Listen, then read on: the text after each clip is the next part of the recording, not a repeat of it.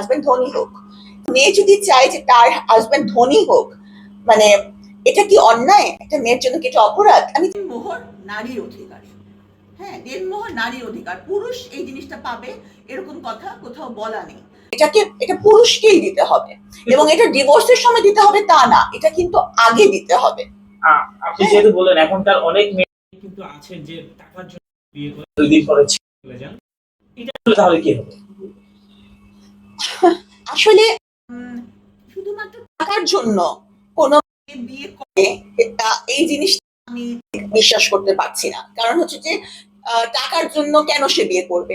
আর একটা মানুষ যেমন আমি যখন বিয়ে করতে যাব, তখন ছেলেরা যেমন বিয়ে করতে যখন যাবে, তখন তাদের কিছু ডিজায়ার থাকে, মানে তার ওয়াইফ কেমন হবে। যেমন কেউ ভাবতে পারে যে আমার ওয়াইফটা শিক্ষিত হোক, আমার ওয়াইফটা মেধাবী হোক, আমার ওয়াইফ পরহেজগার হোক, পর্দানসীন হোক।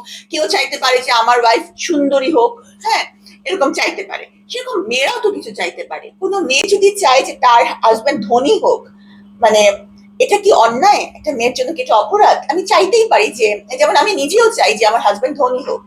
কারণ হচ্ছে যে আমার সাবরিনার স্টেটাসটাকে মেনটেন করতে পারতে হবে। তো এটা চাওয়াটা কি অপরাধ? অপরাধ তো না। আর হচ্ছে যে শুধুমাত্র এই টাকাটা পাওয়ার জন্য বিয়ে করে চলে যাচ্ছে, এরকম ঘটনা হয়তো কালে ভদ্রে দেখা যায়, কিন্তু এক্সেপশনস ক্যানট বি এক্সাম্পলস। ঠিক আছে? এটা একটা ঘটনা দিয়ে কখনো একটা মেয়েকে বিচার করা ঠিক হবে না। এখন অনেক ঘটনাই ঘটছে এটা আসলে। কেউ যদি, হ্যাঁ, এটা যদি কেউ প্রতারণার মাধ্যম হিসেবে গ্রহণ করে যে আমি বিয়ে করব, ছাড়বো, আবার করব।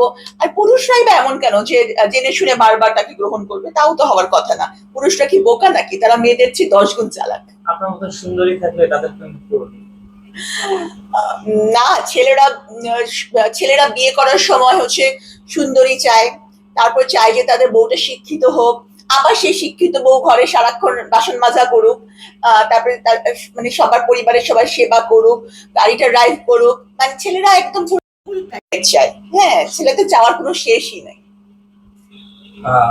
মেয়েদের চাওয়ার শেষ কোথায়? মেয়েরা সাধারণত একটা লাভিং এন্ড কেয়ারিং হাজবেন্ড চায়। হ্যাঁ, যে তাকে ভালোবাসুক, তার জন্য কেয়ার করুক। হ্যাঁ, তো এক একটা মেয়ে তার জীবন সঙ্গীর একটা চেহারা তার মনের মধ্যে এঁকে রাখে। এখন কেউ যদি চায় যে আমার হাজবেন্ডটা খুব পার্সোনালিটি সম্পন্ন হবে, বা এরকম বিসিএস ক্যাডার হবে, বা কেউ যদি ভাবে যে আমার হাজবেন্ড হবে, ধনী হবে, তাহলে সেই চাওয়াটা আমি অন্যায় বলে মনে করি না। যার যেটা প্রায়োরিটি সে অনুযায়ী সে বিয়ে করবেন। আচ্ছা আপা, প্রেম করতে কেমন লাগে? প্রেম প্রেম আমি করি না। আর হচ্ছে যে প্রেম জিনিসটাই, মানে প্রেমের আমি গুষ্টি গিলাই। প্রেম জিনিসটাই একটা প্যারা। আপনি প্রেম জিনিসটা প্যারা মনে করছেন কেন? মানে প্রেমে আমরা তো একটা, যাই হোক আমি বেশি লম্বা করবো না। আমি তো জানি প্রেম সবার জীবনে আসে, এবং প্রেম মানে কি সাধুবাদ নিয়ে আসে সবার জীবনে। আপনি প্রেমকে প্যারা মনে করছেন কেন? আসলে প্রেম জিনিসটা ধরে রাখা, বা প্রেম জিনিসটাকে মানে ফিল উপলব্ধি করা, এবং সেটার জন্য প্রেমের পথে চলা, এটা আজকালকার দিনে বোধহয় খুবই দুর্লভ।